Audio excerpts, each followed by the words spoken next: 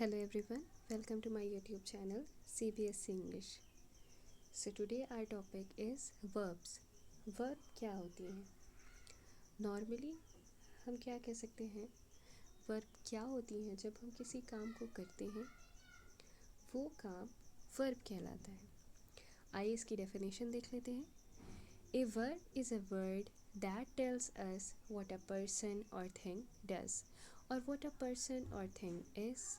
Without a verb, we cannot write or speak a sentence. क्या मतलब है इस बात का? Verb वो वर्ड होती है जो हमें बताती है कि एक पर्सन या चीज़ क्या करता है और a person और thing और वो person और thing क्या है। और बिना वर्ब के ना ही हम कोई सेंटेंस लिख सकते हैं और ना ही बोल सकते हैं। सो यहाँ पर फर्दर डिस्क्राइब किया गया है verbs of doing, being and position. Verb of doing क्या होता है? Tells us what a person does or is doing. Verb of doing हमें ये बताता है कि एक पर्सन क्या करता है या क्या कर रहा है। For example, the gardener is watering the plants in the garden. Gardener क्या कर रहा है? वाटरिंग कर रहा है प्लांट्स की गार्डन में। और अनदर एग्जाम्पल आप क्या ले सकते हैं? You are reading, you are writing, you are standing. Okay, now the second, verb of being. Verb of being क्या होता है? टेल्स व्हाट अ पर्सन और thing is or in what condition the person और thing is. Verb of being हमें ये बताता है कि कोई पर्सन या थिंग किस कंडीशन में है। ओके, और for example, Riya is very happy, these are old books. Verbs of being हमें ये बताता है कि किसी पर्सन की या थिंग्स किस कंडीशन में है। जैसे you are very happy, she is very happy, he is very sad. Now verb of possession. Verb of possession tells what belongs to the person और थिंग। वर्ब ऑफ पोजेशन हमें ये बताता है कि किसी चीज़ से उसके पास से क्या बिलोंग कर रहा है, पर्सन और थिंग के पास क्या चीज़ है, जिसे हम हैज़ हैव से डिस्क्राइब करते हैं। For example, I have a ferocious Dalmatian. मेरे पास एक डालमेटियन है फेरोशियस, जो बहुत ही ख़तरनाक है। Dalmatian is a type of dog. Okay, तो यहाँ पर हमने क्या समझा? वर्ब एक ऐसा वर्ड है जो हमें बताता है कोई पर्सन या थिंग क्या करता है, उस पर्सन और थिंग के पास क्या है, उस पर्सन और थिंग किस कंडीशन में है या वो क्या फील कर रहा है। और ये डिस्क्राइब होता है verb of doing, verb of being and verb of possession. Verb of doing tells us the work, verb of being tells what the condition is, and the verb of possession it tells what the person has, उस person के पास क्या है। Okay, फिर यहाँ पर इसकी exercise शुरू हो जाती हैं, जो कि एक्सरसाइज के लिए अलग से वीडियो होंगी। फ़िलहाल हम यहाँ पर वर्ब की बात कर लेते हैं। अब यहाँ पर आ जाती हैं transitive and intransitive verb. Transitive verbs are action verbs that have an object to receive that action. Transitive verb क्या होती हैं? एक्शन वर्ब्स होती हैं और उसके अलावा उस सेंटेंस में ऑब्जेक्ट भी होता है जो कि उस एक्शन को रिसीव करता है, या हम कह सकते हैं कि उसका असर उस ऑब्जेक्ट पर पड़ रहा होता है, उस एक्शन का। For example, I baked some cookies. तो यहाँ पर क्या बता रहे हैं? मैंने कुछ कुकीज़ बेक की हैं। क्या बेक की हैं? कुकीज़। और यहाँ पर एक्शन रिसीव कर रहा है हमारा ऑब्जेक्ट, कुकीज़ को बेक किया गया है ना। और intransitive verb are action verbs but not like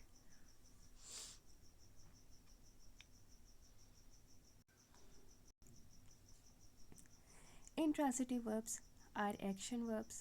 intransitive verbs भी action verbs होती हैं, लेकिन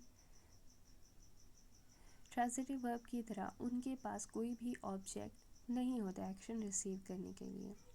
फॉर एग्जाम्पल, आई लाफ्ड, मैं हंसा। किस पर हंसा? I don't have any object. If I said I laughed at him, मैं उस पर हंसा, तो यहाँ पर ये ट्रांजिटिव वर्ब का एग्जाम्पल हो जाता। बट यहाँ पर सिर्फ बताया द बुक फेल, बुक गिरी, where the book fell, we have no answer. So this is a difference between transitive and intransitive verb. Now, infinitive. अब हम देखते हैं infinitive क्या होते हैं. The infinitive is a basic verb. We use infinitives to plus verb to say why do we something in the present or did something in the past. For example, यहाँ पर ये एक infinitive basic verb होती है और infinitive का use कैसे होता है, पहले टू ऐड करते हैं उसके बाद वर्ब यूज़ होती है. Why we do something in the present, हम प्रेजेंट में वो काम क्यों कर रहे थे या फिर जो काम किया वो पास्ट में क्यों किया. For example, Raj wants to play computer games, Raj खेलना चाहता है computer games. Sammy wants to listen the song on the iPod, Sammy सॉन्ग सुनना चाहता है. But their mother wants them to study, but उनकी मम्मा चाहती हैं कि आप लोग स्टडी करें, वो लोग स्टडी करें. Okay, now infinitive is clear.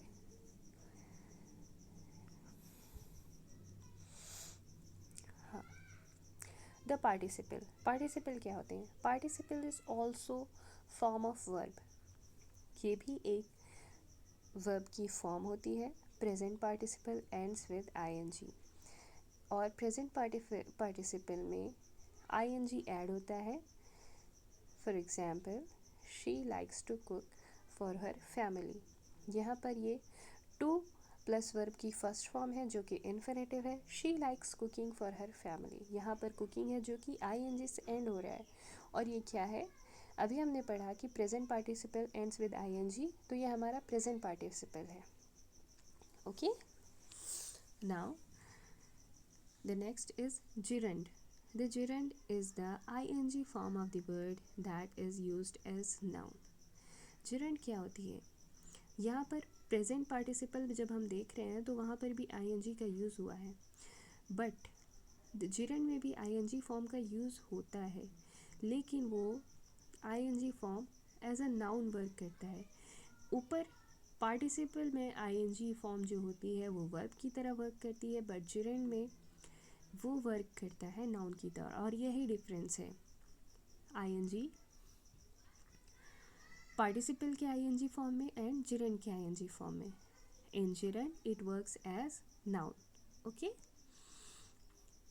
It is a present participle. We can use a gerund as both the object and the subject in the sentence to talk about hobbies, sports and other activities. और ये present participle में है और हम gerund का use दोनों तरीके में कर सकते हैं, as a object of the subject, as a subject और ऑब्जेक्ट बोथ, और in the sentence to talk about hobbies, और ये हमारी हॉबीज़, स्पोर्ट्स और अदर एक्टिविटीज़ बताने के लिए यूज़ होते हैं. Okay, it is used as a subject of a sentence. For example, sleeping is very relaxing, यहाँ पर ये एज अ सब्जेक्ट यूज़ हो रहा है. सेकेंड पॉइंट है, it is used as the complement of the verb to be. ये complement की तरह भी यूज़ होता है. One of life's pleasure is drinking tea in bed. It is used after prepositions, और ये प्रपोजिशन के बाद भी यूज़ होते हैं. For example, she is good at painting, यहाँ पर हमारा प्रपोजिशन है एट और उसके बाद ये यूज़ हुआ है. नाउ ये इसकी एक्सरसाइज है. Then we have strong and weak verbs. Verbs are divided into strong and weak verbs according to the way they from past and past participle.